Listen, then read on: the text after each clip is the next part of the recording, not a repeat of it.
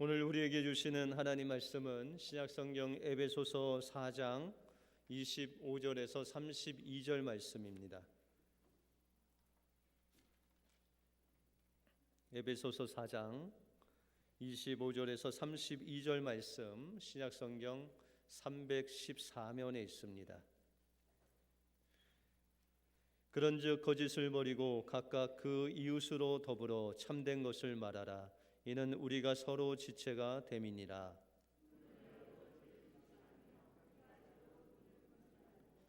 마귀로 틈을 타지 못하게 하라.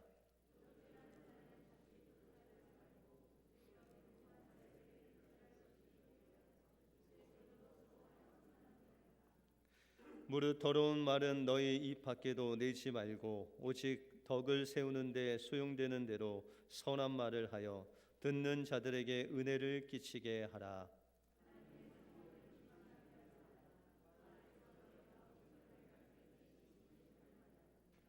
너희는 모든 악독과 노함과 분냄과 떠드는 것과 회방하는 것을 모두 악의와 함께 버리고 서로 인자하여 불쌍히 여기며 서로 용서하기를 하나님이 그리스도 안에서 너희를 용서한 같이 하라. 아멘. 우리 옆 사람들과 이렇게 한번 인사하겠습니다. 하나님이 우리에게 부흥을 주십니다. 오늘 예배에 참석한 모든 분들에게 예배를 통해서 성령님께서 여러분들 심령을 또 부흥케 해 주실 줄 믿습니다. 여러분들, 우리가 삶에 있어서 익숙해지는 것들이 많습니다. 여러분들 오늘 혹시 스마트폰 가지고 오셨나요?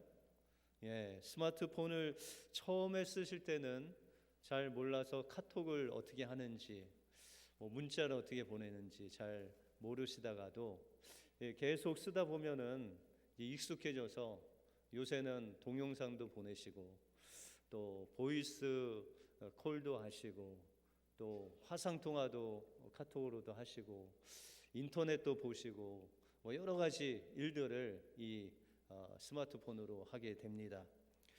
단 몇십 년 전만 해도 우리가 이 전화로 인터넷을 한다는 것은 정말 상상할 수 없었는데 이 스마트폰이 나오면서 저희들이 상당히 익숙해졌습니다.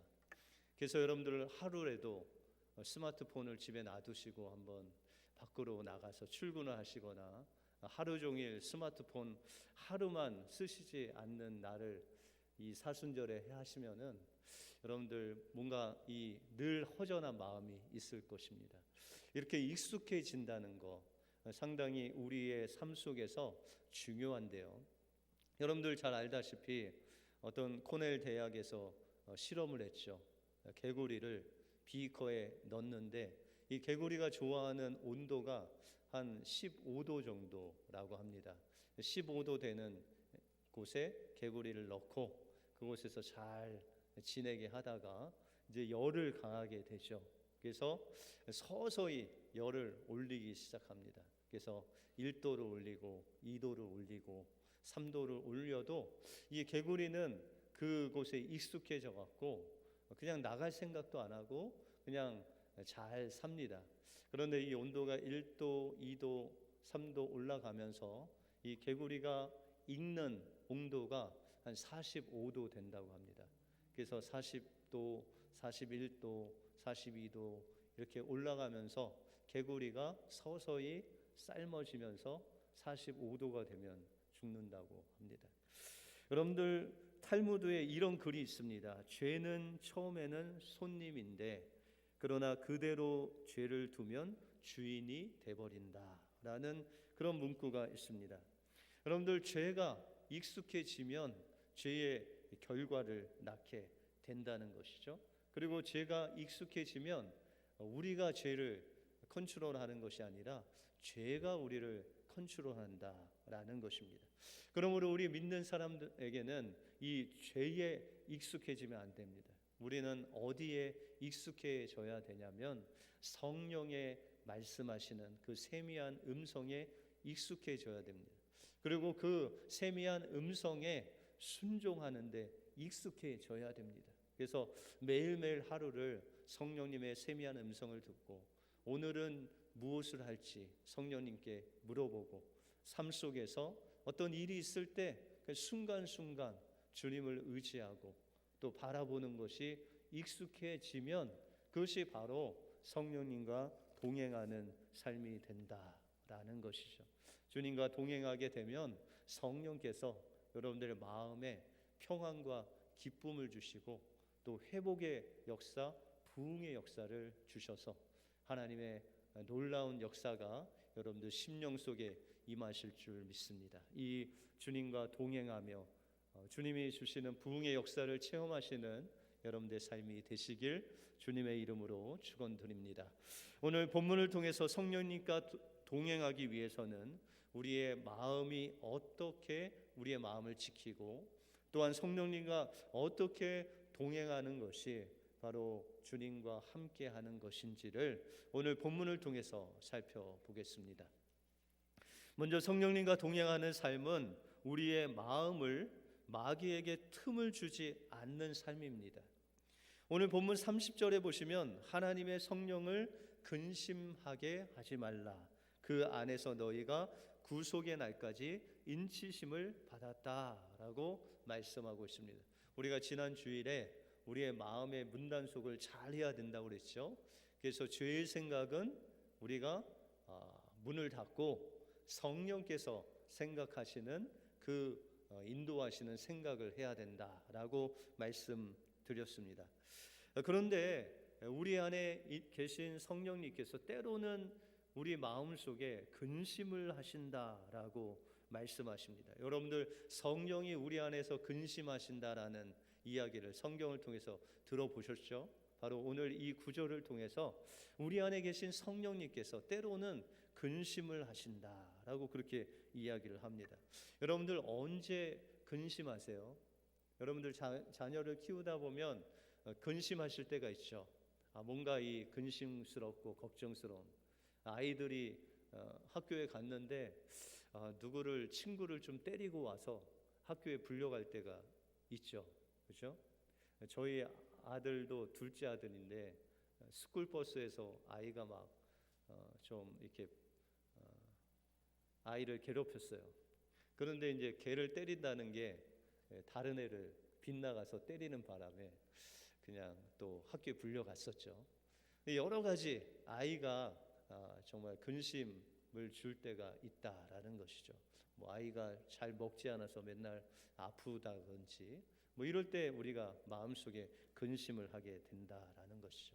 근데 성령님께서 우리 안에서 근심하는 것은 바로 우리의 마음속에 죄가 들어오고 성령님을 늘 품고 살아야 되는데 그 성령님이 아닌 죄를 품고 살 때 마귀가 우리 안에 들어오게 될 때 그럴 때 성령님이 근심하신다라는 것이죠. 여러분들 성경에 보시면은 가룟 유다가 나오죠. 가룟 유다가 예수님을 은 30에 팔게 되는데 이 가룟 유다 속에 마귀가 생각을 줄 뿐만 아니라 그의 마음을 사로잡아서 마귀가 오히려 그 안에 자리를 잡는 경우가 있다라는 것이죠. 여러분들 가룟 유다가 요한복음 12장에 보시면 마리아라는 여인이 예수님을 사모하는 여인이 예수님의 그 십자가의 길을 준비하는 것으로 자신이 가진 이 항유 옥합을 깨뜨려서 그것을 머리카락으로 예수님의 발을 씻기는 장면이 나옵니다. 그런데 이 제자 중에 이 가룟 유다가 그 장면을 보고 막 분하게 여겨서 이야기하기를 아니 그 귀한 것을 300데나리온에 팔아서 가난한 자들에게 나눠주지 왜 그것을 허비하냐라고 그렇게 이야기를 합니다. 근데 성경에 보시면 가룟 유다가 그것을 300데나리온에 팔아서 가난한 사람들에게 나눠주려고 하는 그 의도가 아니라 그것을 어떻게든지 자기가 팔아서 300데나리온을 자기 그 주머니 속에 넣으려고 그런 마음을 품었다라고 그렇게 말하고 있습니다. 그래서 실제로 요한복음 13장 2절에 보시면 마귀가 벌써 시몬의 아들 가룟 유다의 마음에 예수를 팔려는 생각을 넣었다라고 그렇게 이야기를 하고 있습니다. 마귀는 우리에게 죄된 생각을 계속 넣습니다. 근데 그것을 받아들이는 순간에 우리 마음에 죄가 들어오게 되고 마귀가 우리 마음속에 들어오게 된다라는 것이죠. 그래서 25절에 보시면 그런즉 거짓을 버리고 각각 그 이웃으로 더불어 참된 것을 말하라.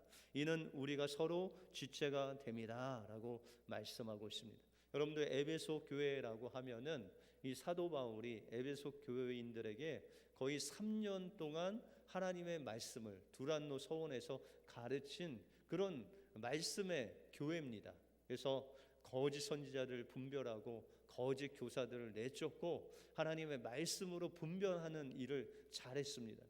그런데 이 말씀으로 사람들을 판단하다 보니까 사랑이 식게 되고 사랑이 식으니까 그 마음속에 죄들이 들어오는데도 불구하고 그것을 막지 않고 죄가 그 마음속에서 막 지배하는 그런 성도들이 되었다라는 것이죠. 그래서 오늘 25절에 보시면 거짓을 버리고, 다시 말해서 에베소 교인들 중에 거짓말하고 도적질하고 악한 말로 사람들을 비방하는 그런 사람들이 생겨났다라고 그렇게 말하고 있습니다. 그러면서 26절에 보시면 분을 내어도 죄를 짓지 말며 해가 지도록 분을 품지 말고 마귀로 틈을 타지 못하게 하라라고 말씀하고 있습니다. 여러분들, 마귀가 틈을 타고 어떻게 해요?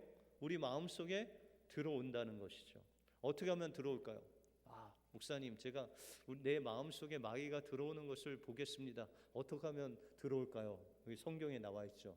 분을 품고 그 분을 가지고 내일까지 주무시면 여러분들 마음속에 마귀가 들어와 있는 거죠. 쉽죠? 다시 말해서 우리의 마음속에 죄된 생각을 막 주는데 그 생각을 마음에 품고 계속 살아가다 보면 우리 마음에 마귀가 역사한다라고 그렇게 말하고 있습니다. 이뿐만 아니라 우리 마음속에 죄된 무엇인가가 들어오면 여러분들 분이 마음속에 있는데 그 분을 품지 못하고 평생 살면 어떤 병에 걸리죠? 여러분들은 그 병이 없어서 그러는데 화병이 걸리잖아요. 그렇죠? 어르신들은 우라병이라고 막 그러는데 여러분들 이 화병에 걸리는 이유가 뭐죠? 옛날 어르신들, 특별히 이 여성분들은 남편이 하여튼 못된 짓을 하고 다녀도 막 이 분이 있는데 그것을 분을 표출을 못했어요. 지금은 안 그러시지만 예전에 어르신들 그랬어요. 그래서 그 화가 이 마음 속에서 계속 자리를 잡으니까 그게 병이 됐어요. 그래서 어떤 분은 막 주먹만한 게 막 돌아다니시대. 화가 나면 그게 막 이 안에서부터 올라오신다고. 그게 화병이에요. 여러분들 화병에 걸리면은 여러 가지 증상이 일어나게 되죠. 여러분들 요즘 우리가 사는 이 시대에 우울증이 많죠? 이게 병이라는 거예요. 우울증이 병인데 저도 약간 그런 이 우울증 비슷한 게 걸린 적이 있어요. 중학교 때 이제 학교를 가는데 그 당시에는 이제 인문계도 갈 수 있고 상고, 공고 여러 가지 이제 옵션이 있는데 그거를 선택을 제가 잘 못해갖고 정해야 되는데 그 어린 중학교 3학년 때 어디로 갈지 어느 학교로 갈지를 정하지 못하고 좀 고민을 했던 적이 있어요. 그런데 고민을 했는데 예전과 달리 조금 깊이 고민을 했나 봐요. 그때 사춘기라 그랬는지. 이 고민을 하다 보니까는 잠이 안 오네요. 그 생각이 예전에는 생각하고 그냥 돌아서면 생각이 잊어버려졌는데 생각이 계속 생각을 낳고 해서 생각이 오히려 내 마음을 주관해 버리니까 그 생각이 끊이지 않아요. 그래서 잠을 못 이루는 거죠. 누워서 자도 생각이 계속 돌면서 잠을 깊게 잘 수가 없어요. 잠을 못 자니까 소화가 안 되고 소화가 안 되니까 말라가고 이렇게 한 몇 개월을 고생한 적이 있어요. 이것이 계속 되면 우울증이 되고 또 불면증이 계속 우리 삶 속에 있는 것이죠. 여러분들, 이 우울증이라는 것도 우리 마음의 근심, 걱정, 불안감이 계속되면 처음에는 그것을 내가 좀 조절할 수 있는데 좀 지나면 그것이 조절이 안 되고 오히려 그 우울증이 내 자신을 제어하는 조종하는, 그렇게 나를 지배해 버리는 우울증이 내 마음속에 자리를 잡게 된다라는 것이죠. 이와 같이 우리 마음속에 무엇을 품느냐에 따라서 그것이 병이 될 수 있고 마귀가 역사할 수 있고, 때로는 성령님의 지배를 받으면 하나님께서 주시는, 성령님께서 주시는 평안과 기쁨으로 충만된 그 회복과 부흥의 역사를 우리 마음속에 누리게 된다라는 것이죠. 여러분들, 성경에도 구약의 선지자, 대표하는 선지자가 있다면 엘리야죠. 이 엘리야 선지자가 하늘에서 불로 응답받고 또 하늘에서 비로 응답받고 하나님의 놀라운 역사를 이루죠. 그리고 바알 선지자 850인을 기손신에서 다 죽게 되지죠. 그런데 이 소식을 늦게 들은 아합의 아내 이세벨이 신하들 앞에서 엘리야를 향해서 완전히 악독한 말을 합니다. 그 말이, 내일 이맘때 이 바알 선지자를 죽인 엘리야가 내 손에 죽을 것이다 라고 그렇게 악한 말을 합니다. 그런데 그것이 전달돼 갖고 이 엘리야 귀에 들리게 되었어요. 근데 예전 같으면은 하나님이 함께 하시기 때문에 그 말을, 그 악한 말을 마음속에 받아들이지 않는데, 그날따라 이 엘리야가 마음이 지쳤는지 그 마음속에 그 말을 품게 됩니다. 근데 신기하게도요, 이 엘리야가 하룻길을 가서 로뎀 나무 아래서 죽기를 구합니다. 누구의 말이 이루어지는 거예요? 이세벨의 말이 이루어지는 거죠. 하루 지난 이맘때 너는 죽을 것이다 라고 했는데 엘리야가 그 말을 품으니까 하루 길을 가서 로뎀 나무 아래서 죽기를 구했다 라고 그렇게 이야기를 했다라는 것이죠. 여러분들, 우리 마음속에 이런 죄된 말, 또한 악독한 말을 우리 마음속에 받아들이면 그 말이 우리 안에 역사할 수 있다는 것이죠. 그래서 우리가 말을 잘해야 돼요. 부정적인 말, 악한 말을 하면 그 사람의 심령을 죽일 수 있다라는 것이죠. 그런데 좋은 말을 하면 그 좋은 말이 그 심령 속에 들어가서 또한 기쁨과 평강과 생명의 열매를 맺을 수 있다라는 것이죠. 이 엘리야조차도 그 악한 말을 마음속에 받아들임으로 인해서 그가 죽게 되었을 때 하나님이 이 엘리야를 그냥 내버려 두시지 아니하시고 회복시켜 주시는 놀라운 모습을 우리가 볼 수 있습니다. 그것을 통해서 우리가 우리 마음속에 상처가 되고 또 어려움을 당하고 마음에 근심이 있을 때 어떻게 회복해야 되냐. 엘리야는 그 로뎀 나무 아래서 죽기를 구했는데 하나님께서 까마귀를 통해서 먹을 것, 마실 것을 그에게 주셨습니다. 그리고 그를 힘이 나가게 하셔서 호렙산까지 달려가도록 하나님이 인도하셨어요. 다시 말해서 우리가 마음에 근심이 있고 연약하고 우리가 짓눌릴 때 하나님의 말씀을 통해서, 성령께서 주시는 그 말씀을 통해서 다시금 주님의 보좌 앞으로 나간다는 것이죠. 그곳에서 하나님께서 이제 하나님을 향해서 엘리야를 서게 하시고 강하고 급하고 강한 바람을 부십니다. 근데 그곳에 하나님이 계시지 않아요.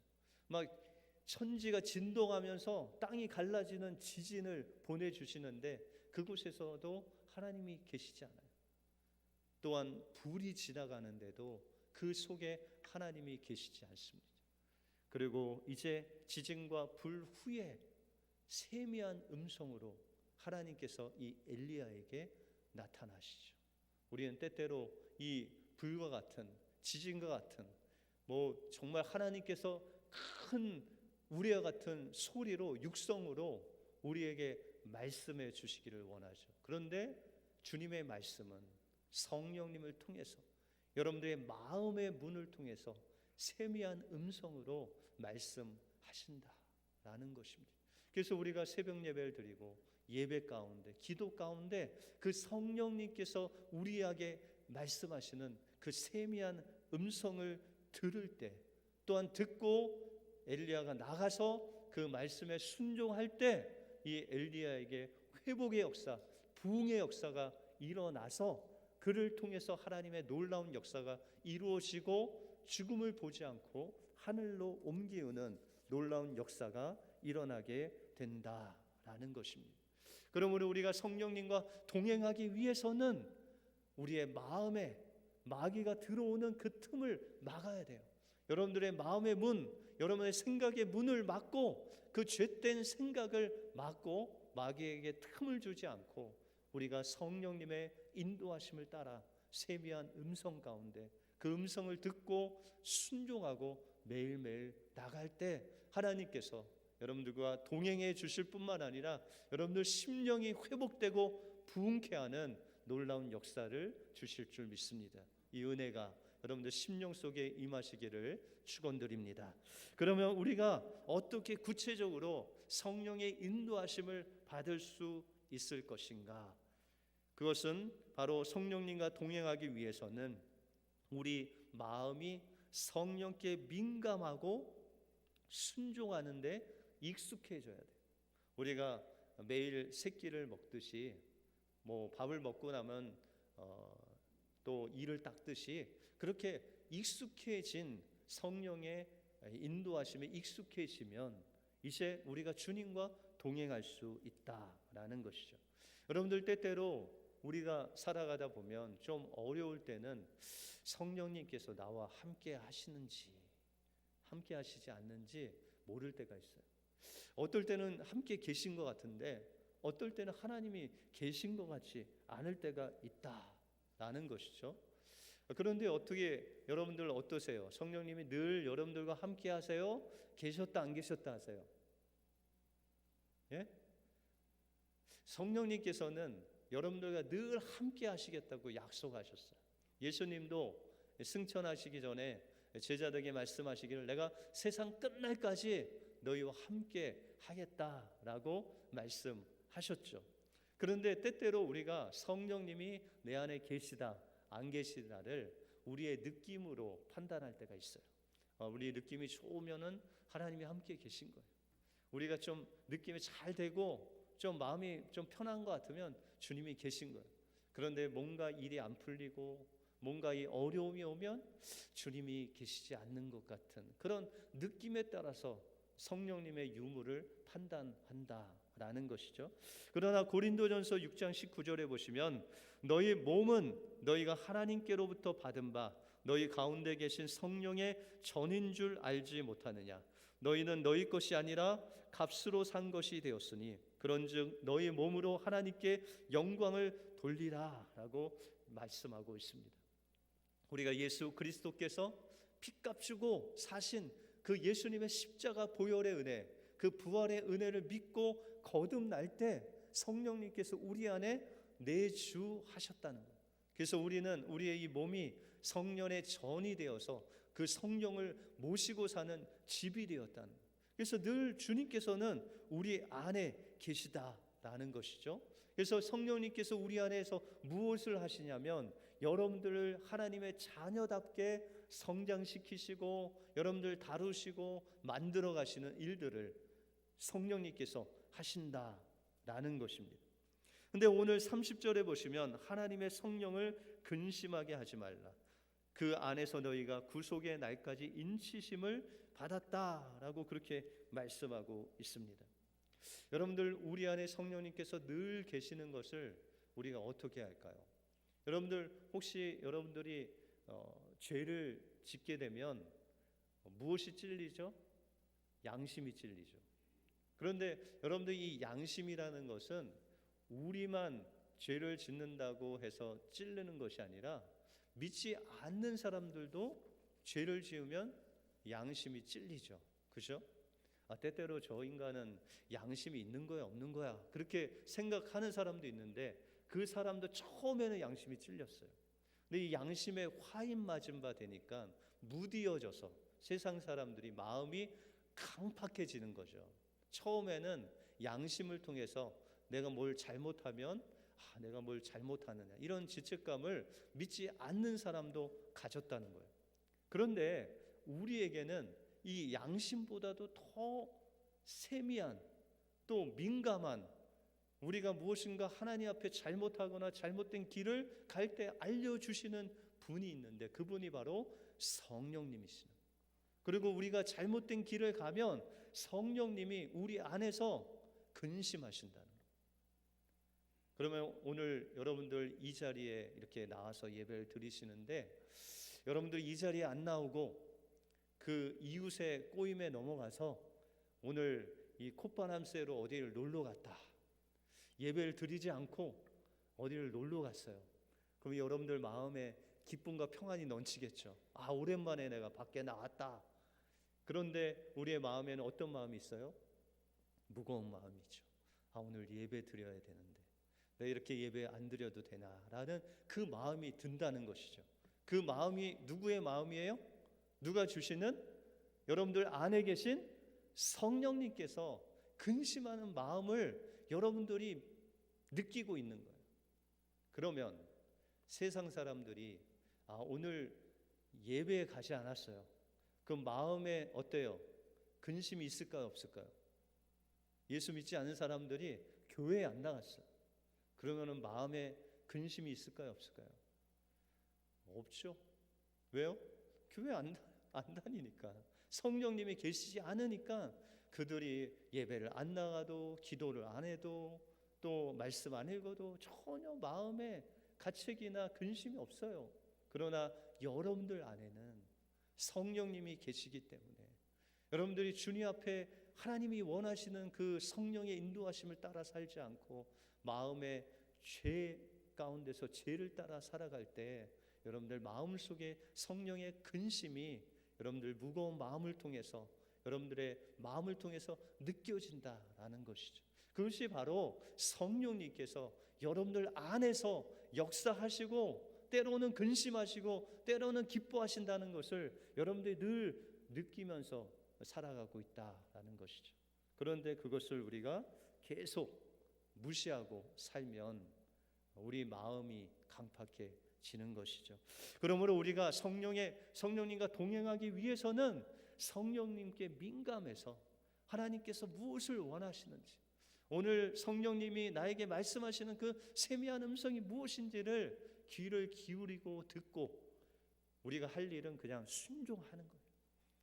너희가 용서하라 하면 용서하고 화해하라 하면 화해하고 저 사람 도와주라고 하면 도와주고 오늘 저 사람 만나서 밥 사라 하면 밥 사고 가라 하면 가고 스탑하라 하면 스탑하는 그 성령의 인도하심을 듣고 순종하는 그 삶이 계속될 때 하나님께서 여러분들 심령을 회복시켜 주시고 부흥의 역사를 일으켜서 여러분들 마음의 생명과 평안과 기쁨이 넘쳐 흐르면서 여러분들 통해서 성령의 놀라운 역사가 일어나게 된다라는 것입니다.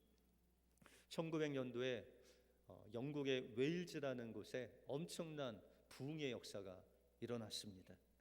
그때 부흥의 중심이 됐던 그 사람들이 바로 웨일즈에 있는 청년들, 젊은 청년들이 하나둘씩 모이기 시작했어요. 그래서 그룹을 지어서 정말 나라를 위해서 하나님의 그 복음을 위해서 기도하기 시작했어요. 그 기도에 막 불길이 막 타오르면서 웨일즈 교회마다 하나님의 부흥이 임하게 되었습니다. 근데 이 웨일즈 동네에 살던 어떤 보석상을 운영하는 사람이 있었어요. 근데 그는 불신자였어요. 그가 이 소문을 듣고 저 교회에 어떤 이상한 역사가 있다 하는데 엄청나게 사람들이 난리 났다고 한다. 여러분들 부흥이라는 것은요 그냥 우리 교회 안에서만 그냥 그렇게 즐겁고 회복되고 이런 것들이 아니라 이 소문이 밖에까지 퍼집니다.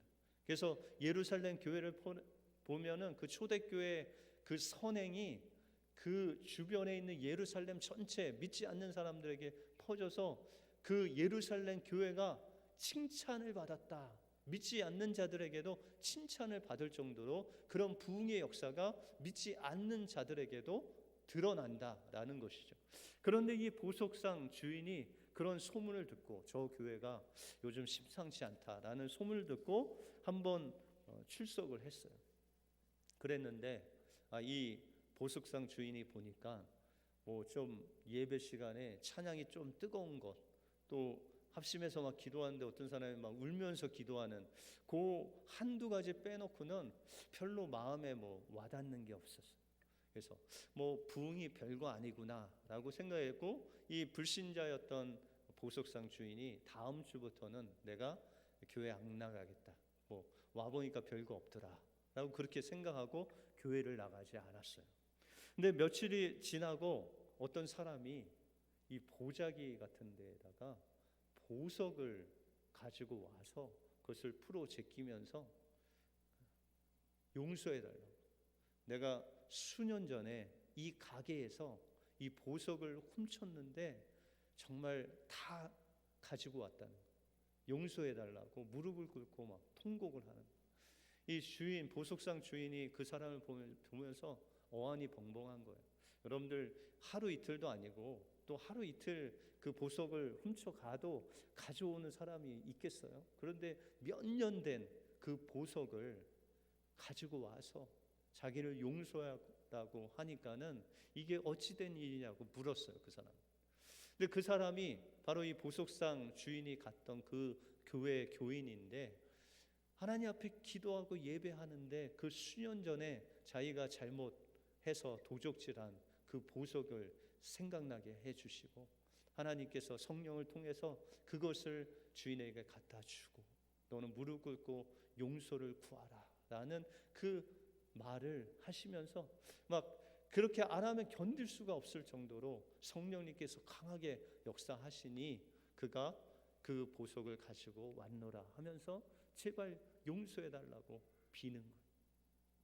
그 보석상 주인이 그 사람의 회개하는 모습을 보고, 아, 사람들이 말하는 부흥이 이런 모습이구나 라는 것을 깨닫고, 인간으로 할 수 없는 것들이 이 성령님을 통해서 일어나는 놀라운 역사를 통해서 그가 다시금 그 교회에 나가서 하나님을 믿고 그 부흥의 놀라운 성령의 역사를 체험했다는 간증입니다. 여러분들, 성령님은 지금도 여러분들 안에서 동일하게 역사하시고 계시다라는 것입니다. 그 성령님께서 인도하시는 대로, 성령님께서 말씀하시는 대로, 성령님께서 매일매일 여러분들 안에서 세미한 음성으로 인도하시는 그 성령님의 인도하심을 받아서 여러분들이 순종하는 데 익숙해지면, 성령님이 무엇이라 말씀하시는지 그 말씀에 순종하는 것이 여러분들의 삶이 되면 여러분들의 심령이 회복되고 부흥될 뿐만 아니라 여러분들 통해서 성령의 놀라운 역사가 여러분들이 모르는 그 가운데, 여러분들 순종하는 가운데 이 성령의 역사가 불일 듯 일어나는 놀라운 역사가 일어난다라고 말씀하고 있다는 것입니다.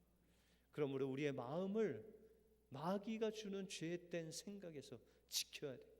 그 생각이 우리 마음속에 들어오면 그 생각을 붙잡아 주님의 십자가 앞에 복종시키고, 우리의 죄가 들어올 때 그것을 품지 않고 하루를 넘기지 않고 우리가 하나님 그 성령님을 품고 성령님이 인도하시는 놀라운 그 인도하심에 민감해질 때, 이 웨일즈 청년들의 기도를 통해서 그 성령님의 인도하심에 순종하는 것이 익숙해질 때 하나님의 놀라운 역사가 이루어진 것 같이 우리 교회 모든 성도님들이 그 성령의 인도하심, 세미한 음성을 듣고 순종하는 데 익숙해질 때 하나님의 놀라운 부흥의 역사가 여러분들 가정과 우리 교회와 이 지역에 놀라운 하나님의 부흥의 역사로 일어날 줄 믿습니다.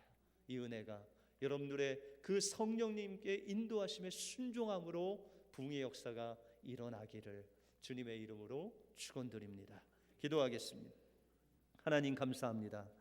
오늘 에베소 말씀을 통해서 우리의 마음을 지키되 원수가 생각을 통해서, 마음을 통해서 우리 마음속에 들어오지 못하도록 우리가 늘 하나님 말씀으로 깨어있게 하여 주시고, 성령님께서 우리 안에서 세미한 음성으로 말씀하실 때 엘리야와 같이 순종함으로 인해서 그 성령의 축복의 통로가 되어서 하나님의 놀라운 부흥의 역사가 우리 심령뿐만 아니라 우리 가정과 교회와 이 지역에 살아계신 그 부흥의 역사가 일어나게 하여 주셔서 우리가 날마다 성령님의 인도하심에 익숙해지게 하시고 주님의 말씀에 듣고 또한 순종하는 데 익숙해져서 날마다 우리 심령 속에 성령님께서 주시는 그 부흥의 불길이 타오르게 하여 주시옵소서. 모든 것 주님께 감사드리오며 예수 그리스도 이름으로 기도하옵나이다. 아멘.